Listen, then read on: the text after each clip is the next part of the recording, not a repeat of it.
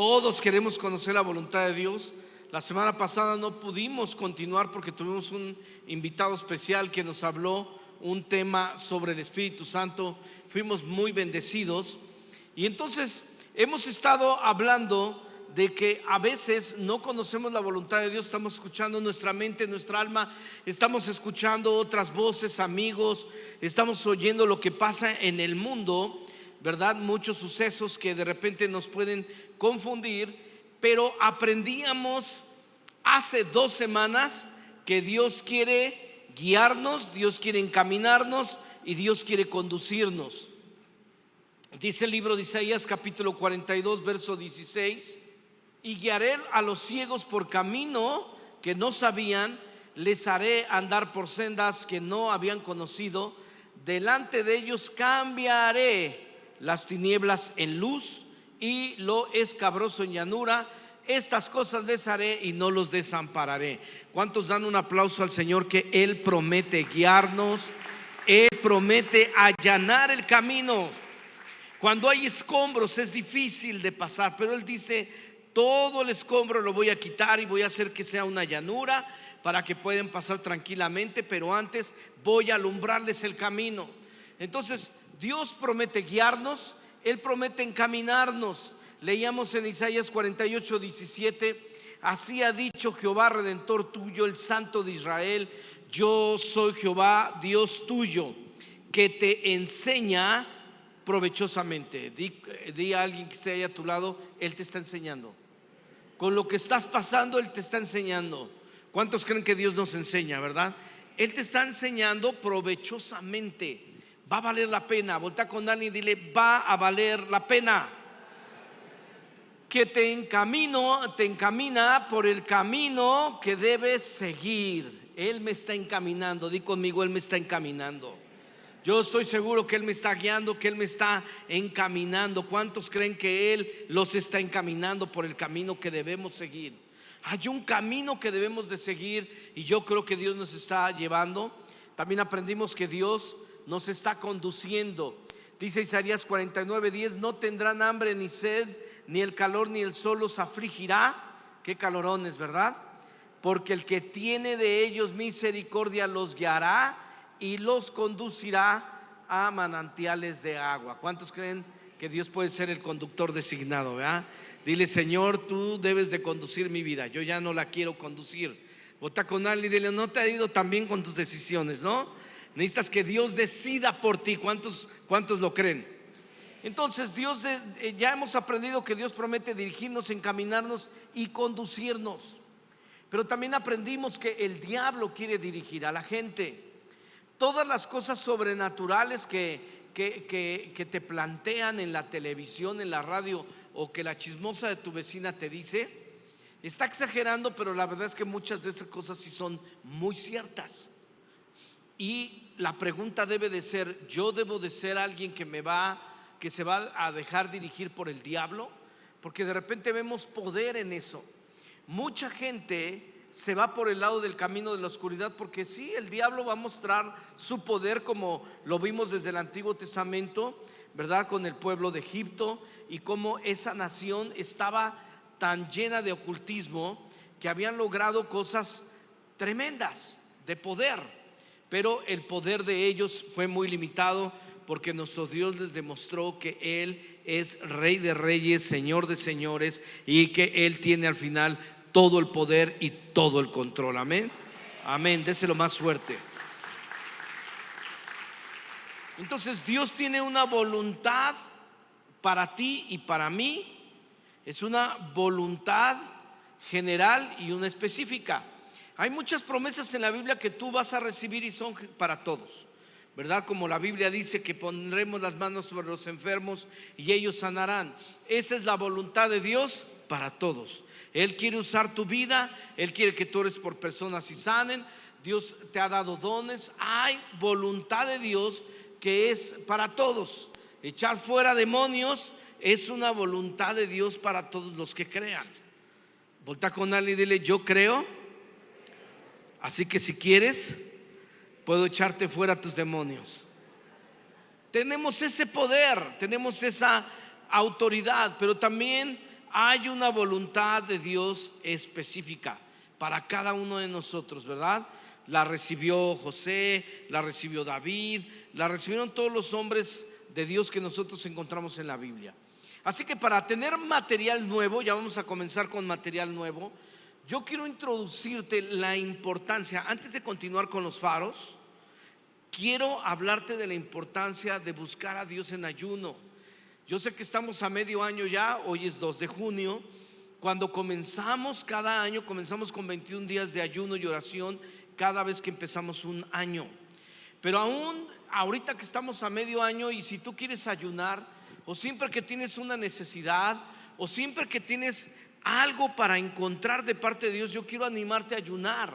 Mira lo que la Biblia dice en 2 de Corintios capítulo 10 versos 4 y 5. Dice: porque las armas de nuestra milicia no son carnales, sino poderosas en Dios. ¿Para qué? Para la destrucción de fortalezas, derribando argumentos. Sabes, este mundo se está levantando en argumentos. Cada vez que tú ves una marcha, no solo en México, pero en el mundo entero, como la del LGTB o de las feministas, todos son argumentos. Y Dios dice que las armas de nuestra milicia no son carnales, sino son poderosas en Dios para la destrucción de fortalezas, derribando argumentos y toda altivez que se levanta contra el conocimiento de Dios, y llevando cautivo todo pensamiento a la obediencia de Cristo. La razón que hay un pensamiento humano es porque se está rebelando contra Dios. Es algo espiritual. Uno no se puede imaginar, ahora que nosotros estamos viendo la ideología de género, cómo hasta niños sin siquiera saber, y el otro día hace unos meses lo platicábamos mi esposa y yo, cómo desde niños sin saber. ¿Sabes por qué? Porque es algo espiritual que está permeando la iglesia, que está permeando el mundo. Y la Biblia dice que las armas de nuestra milicia no son carnales, sino poderosas en Dios para la destrucción de fortalezas. Amén, déselo más fuerte. Por eso tú y yo tenemos que ayunar, tú y yo tenemos que orar, tú y yo tenemos que leer la Biblia, porque es la única manera de combatir los argumentos que tiene el mundo. El mundo tiene argumentos muy sólidos para el humanismo, pero tú y yo tenemos que ir con nuestras armas que son poderosas en Dios. Hay una historia donde la Biblia nos muestra que ayunaron 7 días unos valientes guerreros. Dice 1 Samuel 31:11: mas oyendo los de Jabes de Galaad esto que los filisteos hicieron a Saúl.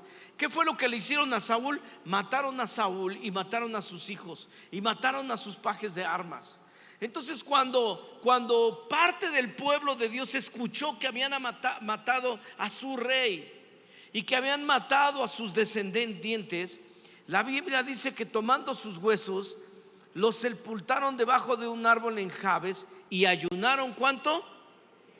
7 días, no 7 horas, no 7 minutos. Ayunaron 7 días. No solamente ellos ayunaron, pero David recibió la noticia. Y aunque él iba a ser el rey, no crean que se alegró y dijo: ay, qué bueno que por fin mataron a Saúl, ya era hora. No. ¿Cuál fue la reacción de David? Dice 2 de Samuel capítulo 1 verso 11: al oírlo David y los que estaban con él se rasgaron las vestiduras.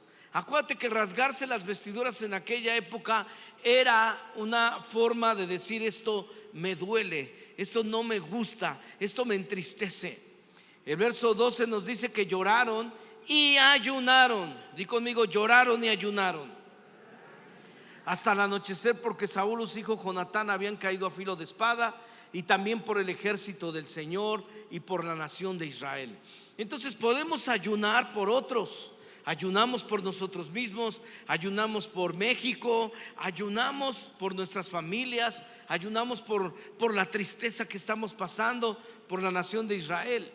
Entonces el ayuno puede traer favor de Dios a nuestras vidas. Di conmigo: el ayuno puede traer favor a nuestras vidas. Porque nos dice 2 de Samuel capítulo 2 verso 1, referente a esta historia, que después de esto, di conmigo: después de esto. Después de esto significa después de este ayuno. Después de que ellos se metieron en 7 días de ayuno, después de esto aconteció que David consultó a Jehová diciendo: ¿subiré a alguna de las ciudades de Judá? Y Jehová le respondió: sube. David volvió a decir: ¿a dónde subiré? Y el Señor le dijo: a Hebrón. Quiero que pienses en esto, porque estamos hablando de que Dios revela una voluntad. Ellos ayunaron y preguntó David: ¿debo de subir? Dios le dijo: sí, sube. ¿Y a dónde debo de subir? Una ciudad específica. Cuando tú eres una persona que ayuna, eres una persona que ora, Dios puede dirigir tu vida. ¿Cuántos lo creen? Dale un fuerte aplauso al Señor. Ayuna, ora. Abraza a alguien y dile: yo soy un hombre, una mujer de desayuno y oración. ¿Verdad? También se vale ayunar. Entonces el ayuno es parte de nuestra guerra en contra del enemigo. El ayuno va a cambiar nuestras vidas, el ayuno va a cambiar nuestros sentimientos, el ayuno va a cambiar nuestras circunstancias. Entonces, mientras tú no tienes algo así que digas que el doctor te prohíbe ayunar, bien que puedes ayunar, dejar a un lado tu comida favorita. Pero nosotros somos personas que pueden buscar la voluntad de Dios ayunando, orando, y verás que tu vida va a ser dirigida. Siempre que tengas una necesidad, busca a Dios, ora por otros, ayuna por otros, y verás que Dios responde. ¿Cuántos creen que Dios responde? Amén. Dale otro fuerte aplauso al Señor. Eso fue un paréntesis. Vamos a entrar a los faros que nos ayudan a encontrar la voluntad de Dios. Hablábamos de que en aquellas épocas, ahora obviamente los barcos, los aviones tienen tecnología y es muy fácil llegar hacia un punto. Pero en aquellos tiempos que no había tanta tecnología, lo que hacían es que por lo menos habían de 5 faros o más en un puerto. Entonces los que iban navegando en un barco, en una lancha, decían: cuando se alineen todos los faros, sabré que voy exactamente al lugar donde yo tengo que desembarcar. Entonces, cuando tú ves los diferentes faros espirituales en tu vida, sabes que es la voluntad de Dios. Algunos aquí están buscando la voluntad de Dios para casarse. Otros están buscando la voluntad de Dios para saber en dónde estudiar. Quizás estás buscando la voluntad de Dios para saber en dónde invertir. Algunos otros, y espero que así sea, que estén buscando la voluntad de Dios para saber por quién votar. Y cada uno de nosotros tiene que alinear los faros y saber qué es lo que Dios me está diciendo a mí personalmente. Hablábamos hace 2 semanas que el primer faro que nosotros debemos de acudir es la Biblia. Porque la misma Biblia dice: lámpara es a mis pies tu palabra y lumbrera a mi camino. Todo se debe de filtrar a través de la Biblia. Yo no puedo tomar decisiones sin antes consultar la Biblia. Señor, como hemos dicho, ¿verdad? ¿Con quién me voy a casar? De Tin Manín, de Do Pingüe, no puedes tomar esas decisiones, ¿verdad? ¿Será melón, será sandía o la vieja del otro día y volver al pasado? No, yo debo de buscar la voluntad de Dios. Y si Dios me dice que esa persona, por ejemplo, es muy fácil cuando no es cristiano, cuando no es cristiana, eso es muy sencillo. ¿Por qué razón? Pues porque simple y sencillamente no es la voluntad de Dios. Dios dice que tiene que ser una persona que tenga nuestra misma fe. Pero aún así, siendo cristianos, debo de buscar la voluntad de Dios para todo, para un trabajo, para un negocio. Señor, ¿cuál es tu voluntad? ¿En dónde es que yo voy a prosperar? ¿En dónde debo de vivir? ¿En qué país debo de vivir? ¿En qué ciudad debo de vivir? Tú me vas a prosperar ahí, y entonces yo busco lo que Dios me dice también en su palabra. El segundo faro que estudiamos, solamente estoy recordando, ¿verdad? Es que había algo que la Biblia nos enseñó hace 2 semanas, que si no te quedó claro, por favor ve a nuestras redes sociales, escucha el mensaje acerca de la convicción interna. Como hijos de Dios, y lo vimos la semana pasada con el pastor Daniel de los Reyes, la Biblia dice que de nuestro interior, di conmigo, de mi interior, corren ríos de agua viva. El Espíritu Santo está vivo, y ¿sabes qué? Trae convicción a nuestro espíritu. Aún la Biblia dice que nosotros podemos saber quién es cristiano y quién no, porque el Espíritu nos da testimonio internamente y hay una convicción. Muchas veces nosotros estamos creyendo la voluntad de Dios y sabemos que sabemos. Hay algo en nuestro ser que nos está diciendo. Pero a veces, como el apóstol Pablo, hace 2 semanas hablábamos de cómo el apóstol Pablo fue necio a sus convicciones. ¿Se acuerdan? Que Dios, el Espíritu Santo le decía: si vas a tal ciudad a predicar, pues no pasa nada, porque tú eres alguien que puede ir a predicar el evangelio, pero te van a meter a la cárcel, te van a golpear, es probable que inclusive te maltraten tanto. Yo creo que aún el apóstol Pablo murió cuando aquella vez lo arrastraron y que dice que él tuvo una visión donde fue al cielo. Yo creo que sí se murió, y se murió por necio, porque dijo: ligado en espíritu voy allá, sin saber lo que me pasará exactamente, pero sí Dios me ha hablado de que si voy me van a maltratar. Hay veces que somos necios a pasiones que tenemos, y porque no estás fuera de la voluntad de Dios, pero no estás en la perfecta voluntad de Dios, pero estás siendo necio en algo que te puede perjudicar. Pero cuando tú y yo tenemos una convicción santa de a dónde nos quiere llevar Dios, entonces esos faros se están alineando a través de lo que Dios dice en su palabra, más lo que estoy sintiendo en mi espíritu. ¿Vamos bien hasta ahí? ¿Sí? ¿O están más confundidos? ¿No? Faro número 3: la confirmación a través de profecía, sueños y visiones. Somos una iglesia que sí cree en la profecía, somos una iglesia que sí cree en visiones, y somos una profecía que sí cree en los sueños. De hecho, una de las promesas de parte de Dios es que Él en los últimos tiempos va a hablar a través de palabra profética, y va a hablar a través de sueños, y va a hablar a través de profecía y de visiones, pero eso tiene que ser confirmado. Ojo, iglesia, escúchame. No puede llegar alguien contigo nada más porque sí, decirte: Dios me dijo que me dieras tu auto. ¿Cómo tienes que responderle? Pues deja que Dios me hable a mí también. Pues que nada más te habla a ti o qué. No puede ser así. No puede ser alguien que Dios simplemente venga y te diga: es que Dios me dijo esto, te lo tiene que confirmar. Hay veces que Dios está hablando a tu corazón a través de muchas personas: ya regálale tu auto a fulanito de tal y yo te voy a bendecir. Porque puede pasar eso. ¿Cuántos creen que puede pasar eso? Dios lo ha hecho con nosotros, hemos tenido esa oportunidad de hacerlo 2, 3 veces.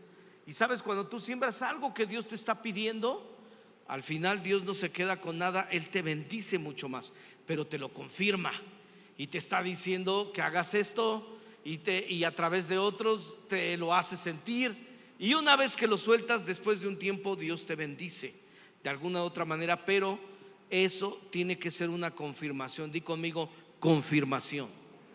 Nadie puede llegar simplemente a dirigirte. Tú tienes que otra vez también filtrarlo a través de la palabra de Dios, porque algunos de los sueños que tienes son raros, ¿sí o no? Luego viene conmigo gente y me dice: pastor, tuve este sueño, ¿qué significa? Y les digo: pues no sé. Pero es que tú deberías de saberlo todo, pastor. No sé nada, menos ese sueño tan raro que tuviste. Para mí que te comiste unos de suadero y te hicieron daño. Esto suena muy raro, yo no te lo puedo interpretar. Pídele a Dios interpretación. Hay veces que es muy obvio, ¿no? Te cuentan algo y tú dices: eso está muy obvio. Dios te está dirigiendo de esa manera, pero tiene que ser una confirmación. La Biblia dice que muchos hombres de Dios recibieron sueños, visiones, profecías. Simplemente el padrastro de Jesús, ¿verdad? ¿Cómo así que Jesús tuvo un padrastro? Sí, José era su padrastro. El mero papá era nuestro Padre Celestial, ¿verdad? Y José era el papá terrenal aquí, y él tuvo que recibir en visión, sueños, profecía, todo lo que tenía que hacer. Y así todos los hombres de Dios en la Biblia fueron dirigidos, y Dios nos quiere dirigir también. Muy bien, entremos ahora a material nuevo. Voltea con alguien y dile: material nuevo. Número 4, faro número 4. Hoy vamos a terminar esta serie de 2 mensajes para conocer la voluntad de Dios. Yo te animo que lo escuches una y otra vez, y tú vas a ser alguien bien dirigido por Dios. Faro número 4: consejo de los que son maduros espiritualmente. Di conmigo: consejo. Sabes, la autoridad espiritual está para aconsejarte, para ayudarte. Tienes que recurrir. Dice Proverbios capítulo 24, verso 6: así que no vayas a la guerra sin consejo sabio. La victoria depende de que tengas muchos consejeros. Ahora, cuando aquí se refiere a muchos consejeros, se refiere a que muchas veces sí necesitamos escuchar la palabra de varios que son expertos en diferentes áreas. No se refiere que andes como muchos cristianos que le preguntan al pastor, le preguntan a un anciano, a otro líder. ¿Por qué? Porque quieren escuchar lo que quieren y quieren que alguien justifique la decisión que están tomando.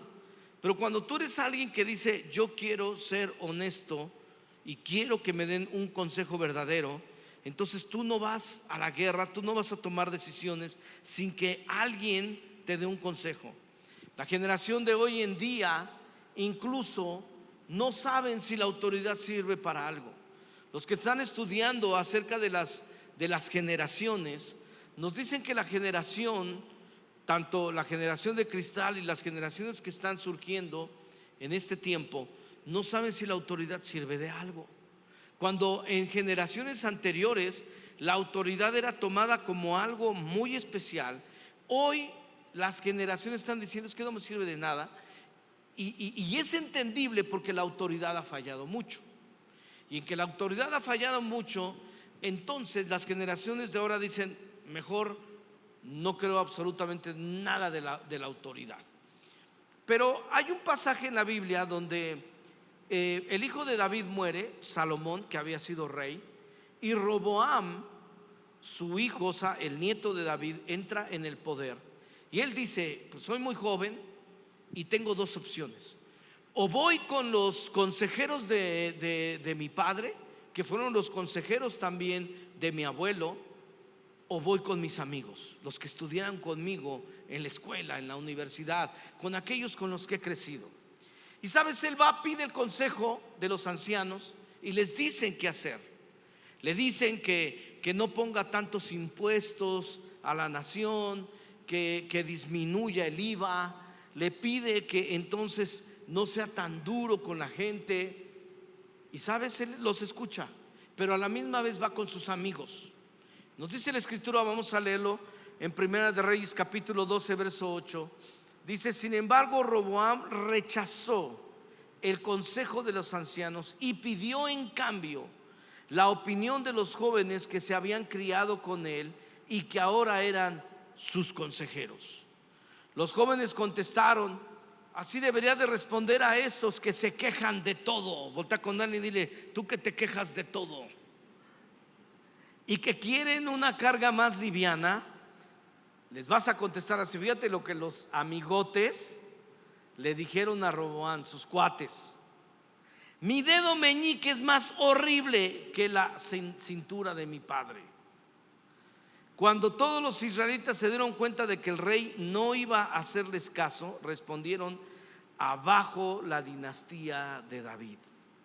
Luego el rey Roboam envió a Adoniram a restaurar el orden, pero el pueblo de Israel lo apedreó a muerte.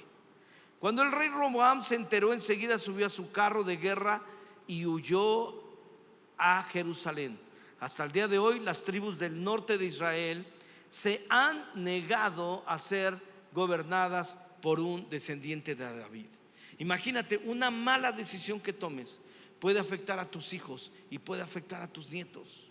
Puedes tener una mala reputación por un mal consejo.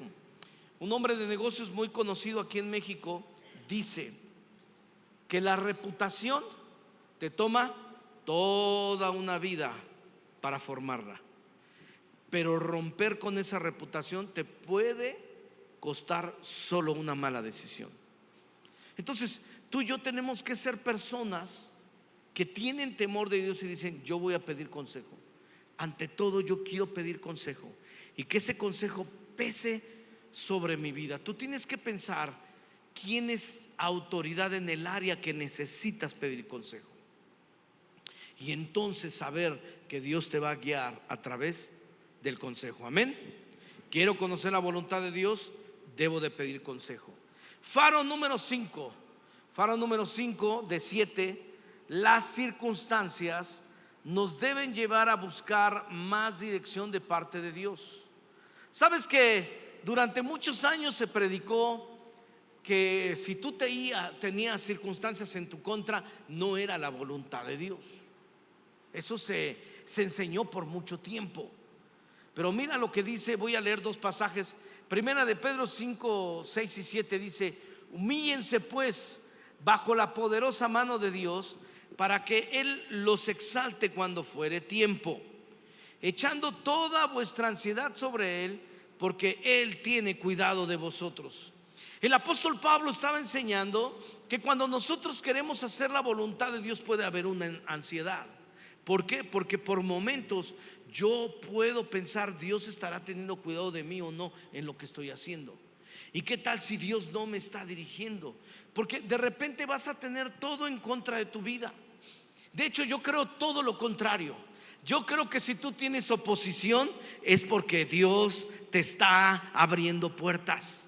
Si tú vas corriendo junto con el diablo, pues imagínate, el diablo no va a hacer nada, ¿no? Hasta te va a echar porras, te va a decir: ándale, caminemos juntos hacia este desafío. Pero cuando tú estás precisamente teniendo éxito, teniendo victoria, cuando tú eres una persona que está queriendo hacer la voluntad de Dios, obviamente el diablo va a querer ponerte el pie. Obviamente el diablo va a querer obstaculizarte. El diablo no va a querer que tú logres el llamado de Dios para tu vida. El apóstol Pablo escribió en Primera de Corintios capítulo 16 verso 9. Mira lo que dice Pablo: porque se me ha abierto puerta, ¿qué? Grande. ¿Y qué más? Y eficaz. Y muchos son los adversarios. Pablo lo tenía muy claro y él dijo: ¿sabes qué? A mí ya se me abrió la grande. Ya se me abrió una puerta grande. Voy a tener una gran bendición de Dios. Esto va a ser eficaz para mí, pero por lo tanto hay muchos adversarios. El éxito no se perdona. Y entonces la gente va a querer meterte el pie, la gente va a querer oponerse a ti, pero sobre todo el diablo no va a querer que tú logres lo que Dios te ha llamado a hacer en tu vida. Di conmigo: Dios quiere bendecirme. Di conmigo: Dios quiere que yo no pase vergüenza. Mira, estaba pensando en el primer milagro que hizo Jesús. ¿Cuántos se acuerdan del primer milagro que hizo Jesús? ¿Se acuerdan o no? ¿Cuál fue? Las bodas de Canaán, ¿verdad? Convertir el agua en vino. Un milagro que siempre ha sido controversial, especialmente por los cristianos religiosos. ¿Cómo que Jesús hizo vino?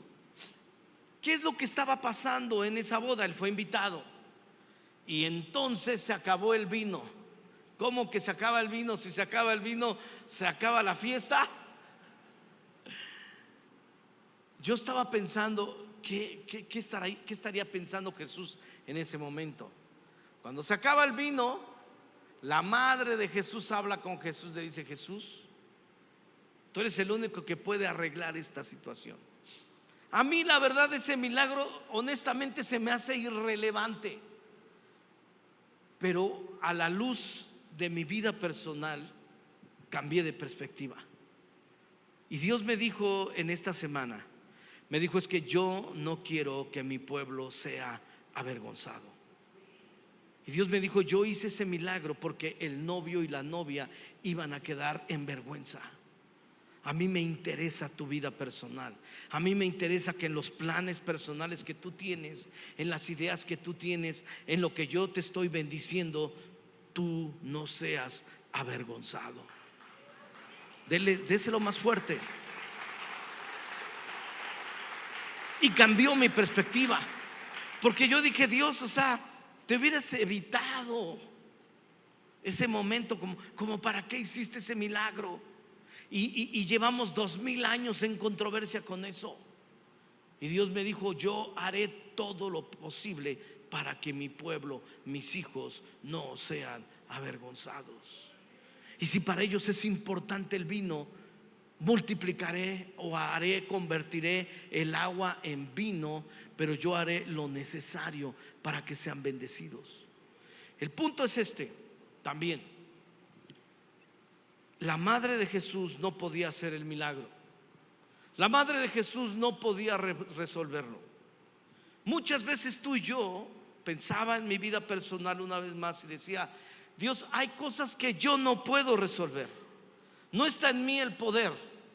Y Dios me dijo: sí, María no tenía el poder para arreglarlo, pero sabía a quién recurrir. Tú y yo podemos no saber qué hacer en una situación. Tú y yo tal vez no lo podemos resolver, pero lo que sí debemos de saber es a quién recurrir para que Él resuelva y haga el milagro que necesitamos. Y ese nombre es el nombre de Jesús. Amén. Dáselo más fuerte, más fuerte. Entonces, cuando estamos en circunstancias, Pablo dice: la puerta es grande, la puerta es eficaz, vas a tener adversarios.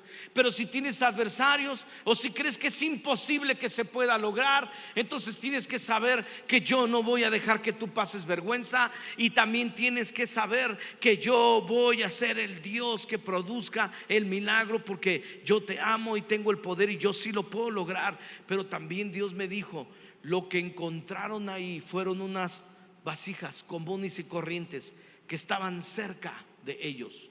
Y Dios me decía: lo que está cerca, lo que está cerca de ti es la manera en que yo te voy a bendecir. Dile a mi pueblo que hay cosas cercanas a ellos, talentos cercanos, cosas cercanas, no sé qué específicamente, pero eso que tú tienes cercano a ti es lo que Dios usará para producir el milagro. Denle otro fuerte aplauso al Señor. Las circunstancias no me tienen que detener. Dice Juan 2:3: y faltando el vino, la madre de Jesús le dijo a Jesús: ¿no tienen vino? Jesús le dijo: ¿qué tienes conmigo, mujer? Aún no ha venido mi hora. Su madre dijo a los que servían: hagan todo lo que Él les diga. Ella supo dirigirlos a aquel que, si nosotros hacemos caso a lo que Él nos diga, entonces vamos a obtener el milagro de parte de Dios, porque su pueblo no será avergonzado. Dale otro fuerte aplauso de gloria. Amén. Entonces, las circunstancias no me tienen que decir nada. Si alguien te dice tienes oposición, porque entonces no es de Dios. No es de Dios lo que te pasó. ¿Se acuerdan que les platiqué una de mis historias cuando en 1994 compré la primera casa que tuve? Una tía nos la vendió, una casa muy grande, la compré, di un enganche, di pagos, y el primer día me cambié un sábado y al otro día era iglesia, y les platiqué que no sabía prender el boiler. Y entonces yo veía que no se prendía y se ve oscuro dentro del boiler. Yo tenía el gas abierto y me atreví a meter un papel con fuego. ¿Y qué pasó? Explotó. Y les platiqué que hablé al pastor. Y le dije: pastor, no puedo llegar porque mi cabello se volvió chino y mi cabello se volvió un poco así como rubio. O sea, estaba quemado. Y me dijo: no es de Dios que hayas comprado esa casa. Afortunadamente y con respeto le contesté, le dije: ¿y qué tiene que ver Dios con mis estupideces? Yo fui el que metió el papel allá dentro del boiler, no Dios, no Jesús. Entonces, las circunstancias no me dicen nada. No te dejes guiar por circunstancias adversas. Al final Dios va a alinear todo en tu vida. Esos faros se van a alinear en tu vida. Si tú estás siendo honesto con Dios, entonces va a haber mucha adversidad, pero al final de las cuentas Dios te va a dar la victoria. Del otro fuerte aplauso al Señor.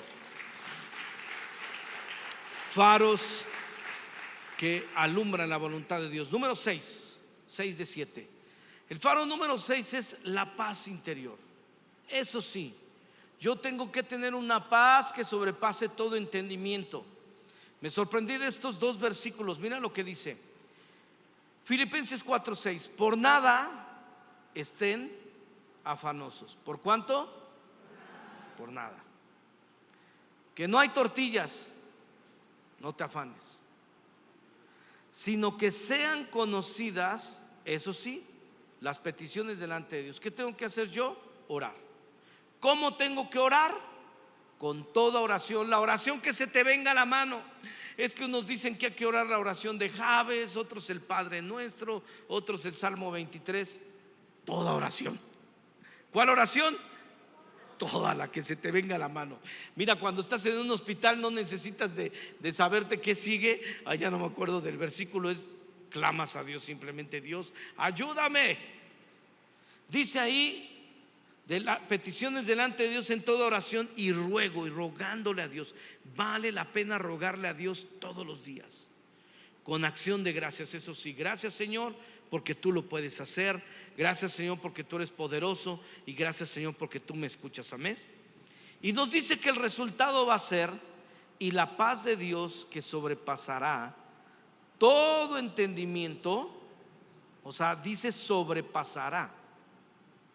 Yo sé que siempre hemos leído sobrepasa, pero dice aquí que si tú y yo oramos, eso va a traer como resultado en nosotros que va a venir paz a nuestras vidas y guardará nuestros corazones y nuestros pensamientos en Cristo Jesús. Es decir, que la paz te va a guardar de tomar una mala decisión. Di conmigo: la paz me guarda. Otra vez: la paz me guarda. Yo quiero tomar una decisión, tengo que estar en paz.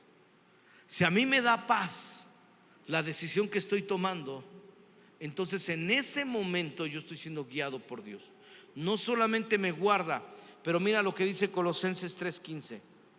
Y la paz de Dios, ¿qué? ¿Están ahí conmigo? ¿Y la paz de Dios qué? Gobierne en nuestros corazones. Hoy en día la paz muchas veces no es lo que gobierna nuestro corazón. Lo que gobierna nuestro corazón es la ansiedad. Lo que gobierna nuestro corazón es la desesperación.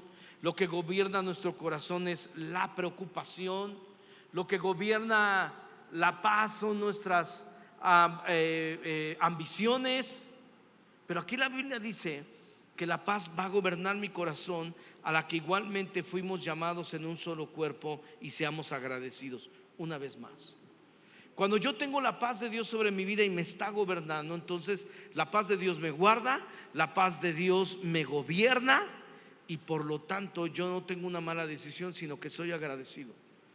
Cuando tú tienes una lista de agradecimiento, vas a ser una persona que no va a entrar en depresión, que no va a entrar en enojo, que no va a entrar en reclamaciones, sino que vas a dejar que la paz gobierne. ¿Cómo logro que la paz gobierne en mi vida? Cuando yo soy una persona agradecida. Ya no lo dijo en los 2 versículos. Yo tengo que encontrar las cosas buenas que Dios ha hecho en mi vida, recordarlas. Sí, Dios, tú has hecho algo por mí, pero siento que ahorita me estás dejando solo. Malagradecida, malagradecido. Vota con él, dile: malagradecido.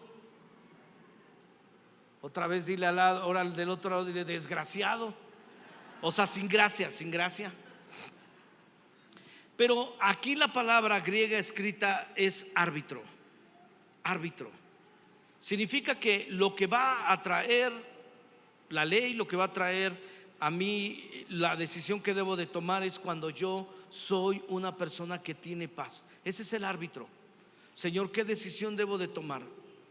Pregúntate: ¿estás teniendo una paz así que sobrepase todo tu entendimiento? Entonces estás tomando buenas decisiones. Dice Salmos 37 verso 23, en la versión de la Biblia Dios habla hoy: el Señor dirige los pasos del hombre y lo pone en el camino que a él agrada. Aun cuando caiga, no quedará caído, porque el Señor lo tiene de la mano. Entonces, cuando tú y yo estamos buscando honestamente la voluntad de Dios, tú estás siendo tomado de la mano de Dios. Aún así, Dios dice: toma decisiones. ¿Te sientes en paz? Toma decisiones, porque no te puedo dirigir si no tomas decisiones. Di conmigo: debo de tomar decisiones. Hay gente que dice: es que yo no voy a tomar una decisión hasta que Dios definitivamente me confirme por todos los medios, por todos los faros que predicó el pastor. Pues entonces vas a chupar faros, como decían, ¿no? Viene del cigarrito ese que se llamaban faros. ¿Por qué? Porque la historia dice que cuando ya los iban a fusilar, les decían: pues mi última petición es chuparme un faro, o sea, fumarme un cigarro. Entonces, de ahí venía ese dicho, ¿no? A propósito, esto es gratis, es así para que tengan cultura general. Pero lo que quiero decir es que nosotros debemos de tomar decisiones, debemos de dar pasos, debemos de tomar decisiones y entonces Dios te va a dirigir. Aún los GPS, si tú no avanzas, como que no se alinea, ¿no? Aún si lo usas para caminar, ¿hacia dónde? Ay, tengo que ir ¿a dónde? Al Domino's Pizza, ¿no? ¿Para dónde me marca? Te tienes que mover para que realmente la brújula se nivele y te diga para dónde ir. De la misma manera, la Biblia nos está diciendo, si tú te sientes en paz con eso, toma la decisión. Pero si tú estás siendo honesto, aunque te cayeres, aunque aparentemente estás tomando una mala decisión, el Señor te dice: yo te tengo de la mano, yo te sostengo, no te vas a quedar ahí tirado, yo te voy a levantar porque yo estoy dirigiendo tu vida. ¿Cuántos lo creen? Muy bien, último faro para terminar. Último faro. El faro número 7 es que cuando Dios nos dirige, Él va a proveer. Cuando Dios está dirigiendo tu vida, Él va a proveer para todo aquello que tú estás tomando por decisión, porque Él está contigo. Dice Filipenses 4:19: mi Dios pues suplirá todo lo que les falte conforme a sus riquezas en gloria en Cristo Jesús. Sabes, cuando tú estás en la voluntad de Dios, Él va a proveer sobrenaturalmente para lo que estás haciendo. Necesitamos un milagro de parte de Dios, porque cuando tú lo puedes hacer, entonces hazlo. Y está bien hacer cosas que nosotros podemos dominar y que Dios ya te ha dado autoridad. Pero yo estoy hablando de que hay veces que estamos en situaciones en las que Dios, esto que está pasando, necesito una provisión sobrenatural. No solamente económica, pero a veces de sabiduría legal, a veces de sabiduría médica, de un médico, de un doctor, a veces, no sé, tantos rubros que hay en los que tú necesitas. Dice Marcos 16:17: y estas señales seguirán a los que creen. Sabes, cuando tú le has creído a Dios, las señales te siguen. No tienes que andar tú buscando las señales. No busques las señales. Cuando tú le has creído a Dios, las señales te seguirán. Nos da una lista. Dice: en mi nombre echarán fuera demonios, hablarán nuevas lenguas, tomarán en las manos serpientes, y si bebieron cosa mortífera no les hará daño. Sobre los enfermos pondrán sus manos y sanarán. Pero tiene que ver absolutamente con todo. Cuando tú le has creído a Dios, entonces las señales te siguen. Las señales te siguen. Di conmigo: las señales me seguirán, porque yo le he creído a Dios. Amén. ¿Cuántos le dan un fuerte aplauso de gloria a nuestro Dios? Vamos a ponernos de pie. Vamos a ponernos de pie. Y yo quiero decirte que Dios va a proveer para aquello que tú necesitas. Cuando construimos aquel auditorio, era increíble cómo a veces nos llegaban las cantidades exactas. Ni siquiera cambiaban por centavos. ¿Sabes por qué? Porque Dios estaba marcando nuestra vida y nos estaba diciendo: yo soy el que les estoy proveyendo. Pudo haberse pasado por un peso o pudo haber faltado un peso, pero las cantidades eran exactas. Las señales te siguen. Estábamos en un congreso en Dallas y había un amigo que yo veía como que quería hablar conmigo, pero al final nunca coincidíamos. Y el último día estaba lleno el auditorio de líderes, no había mesas en donde sentarme. Y yo llegué con mi charola de mi comida, y justo había un lugar en la mesa de él. Y él me dijo: pastor, todos estos 2-3 días que hemos estado aquí en Dallas en este congreso te he buscado, pero no se había dado la oportunidad. Y me dijo: yo le dije a mi familia, yo creo que no es de Dios. ¿Sabes para qué nos estaban buscando? Para darnos una ofrenda para la construcción de este templo. No eran de nuestra iglesia, pero sí nos conocían. Y él me dijo: yo quiero que me reveles cuánto les donó el hermano Wayne Myers, porque quiero darles la misma cantidad. Y dije: bueno, pues fue tanto. Me hizo un cheque en el momento. ¿Sabes por qué? Porque las señales te van a seguir. tienes que inspirarte en este día y saber que Dios es un Dios que sí te dirige. Dios es un Dios que sí te cuida. Y di conmigo: Dios, yo echo mi ansiedad en ti, porque tú tienes cuidado de mí.